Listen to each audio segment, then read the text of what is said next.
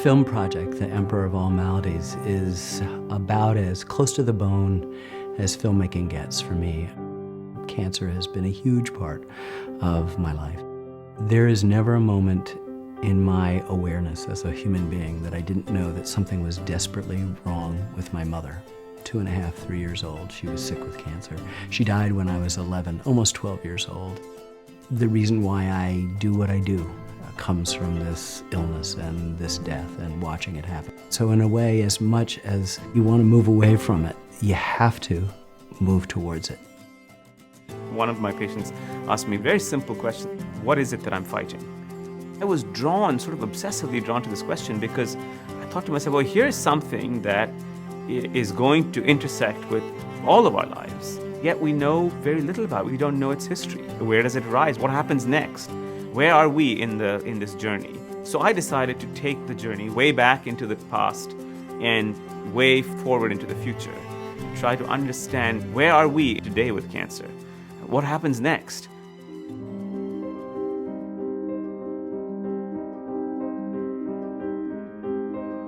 When I was growing up, I had an aunt who developed cancer, and she was hidden in the attic. People were ashamed if they had it. Nobody wanted to be seen if they had it.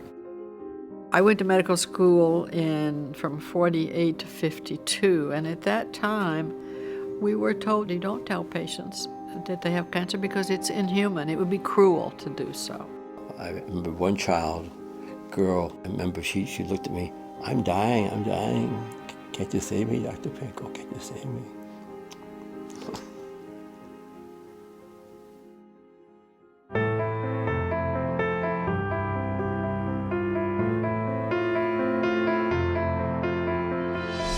If I try to put myself back in my early training in medicine and imagine the world that we're entering now, this path toward rational treatment for cancer, it's a totally different language. We weren't even close to being able to imagine it. Mr. May. Hello, Dr. Rosenberg. Oh, great to see you. Good to see you too. I knew somebody somewhere has got to be working on something that can beat this. And it looks like virtually everything is gone. You've saved my life, and I just feel like I feel so lucky.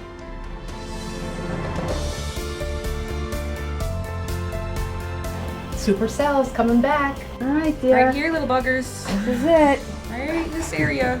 A chance at a cure lies in a petri dish.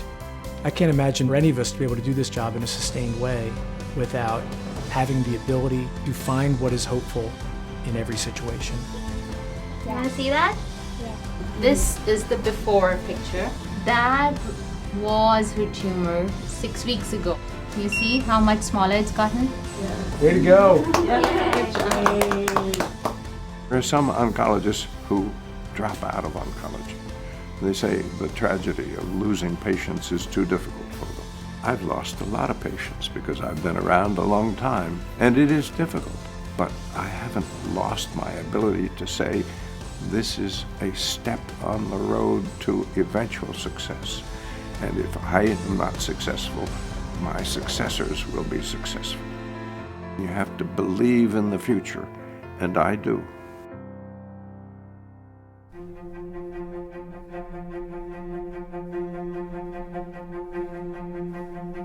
I'm not a scientist. I don't know whether this will all pan out, but there's a sense, a kind of palpable energy and excitement that we may be on the cusp of some significant changes, some significant breakthroughs, some new and radical therapies and treatments that will change our relationship to the disease.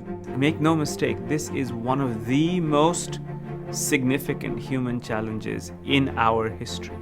But I think we're sitting in an extraordinary moment because we finally are beginning to understand what causes cancer at a cellular or molecular or genetic level in a way we just did not know 10 years ago or even 5 years ago.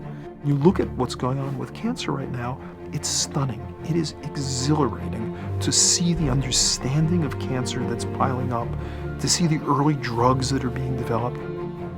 If you were expecting cures for cancer next week, it just can't happen that way. But on the other hand, if one looks at what's going on, one has to be enormously optimistic at the progress. It's not fast. It's not easy. Sometimes we think we know the answer and we don't. and then we get corrected. But we know we're on the right path. Every field in medicine has had a moment in history that has been transforming. The moment where the knowledge that was required to change the field became available. This is the moment for cancer. It's happening.